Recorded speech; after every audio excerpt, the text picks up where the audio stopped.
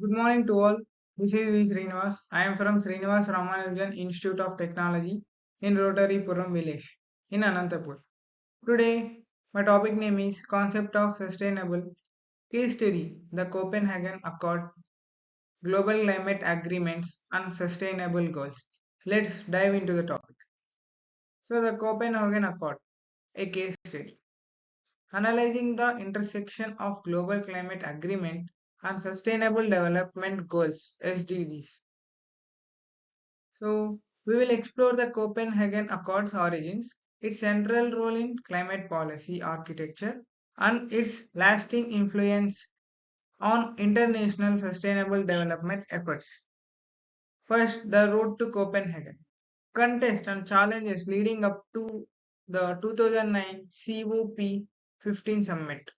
The key features of the accord, examining the core commitments and structure of non-binding agreements. So, impact on climate policy. How the accord influenced subsequent agreements, particularly the Paris Agreement. Linking climate and SDGs. The accord in advancing the border of sustainability development agenda. So, the road to COP15, the 15th conference of the parties to the UNFCCC held in Copenhagen in December 2009 was anticipated as crucial moment for legally binding successor to Kyoto Protocol. So, high expectations for ambitious, legally enforceable emission reduction targets. Significantly divergence between developed and developing nation on responsibility on historical emissions. Pressure from scientific community following major reports on climate change urgency.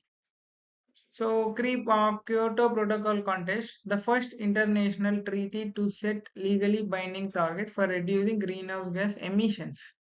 This is about Kyoto Protocol. So, key features of the Copenhagen Accord.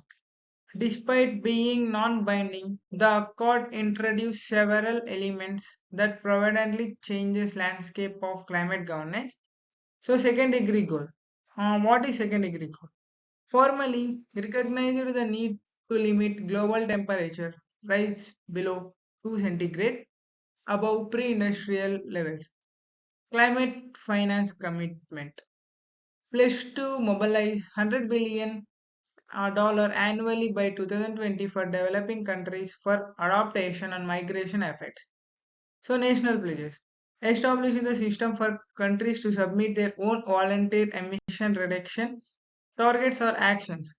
So, transparency and review included provisions for monitoring, reporting, and verification of actions and support. The shift to nationally determined contribution. So, the most significant legacy of Copenhagen was shift from top-down mandated system to a bottom-up pledge and review approach. So, top-down internationally negotiated, legally binding targets set by collective body. So the accord mechanism. Countries submitted volunteer targets in annexes, increasing participation but lowering ambition. So bottom up national determined council and NDCs driven by domestic with international reviews. So while Accord secured pledges from 85% of globally emitters, early analysis showed that the voluntary targets were insufficient to meet 2 degrees global warming, and this is a chart bar graph. So influences on Paris Agreement. The procedural breakthrough and financial structure established by Copenhagen Accord was essentially building block for the successful negotiation of the Paris Agreement 6 years later. So, the conceptual framework, the volunteer bottom up approach to target setting was proven viable of in Copenhagen, providing blueprint for Paris. So, financial foundations, the commitment to climate finance, the $100 billion goal was reaffirmed and introduced in the Paris Agreement. So, MRV systems. Copenhagen emphasized on the reporting and verification of the enhanced transparency EFTs in Paris. So, bridging climate policies and sustainable development goals. Climate actions is fundamentally linked to sustainable developments. So, SDG 7, affordable and clean. SDG 13, climate action. SDG 9, industrial innovation and infrastructure. SDG 2, zero hunger. So, these are about climate policies. So, lessons learned from Accord.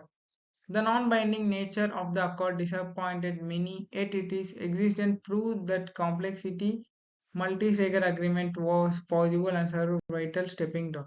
So flexibility over legality, the power of finance, incremental procedure. So conclusion, a foundation for future action. The Copenhagen Accord was not an end but a necessary transition. It successfully recalibrated global climate negations, proving that consensus was achievable through voluntary pledges and dedicated financial mechanism, ultimately leading to success on Paris Agreement and support integrated vision of SDGs. Thank you for giving this golden opportunity.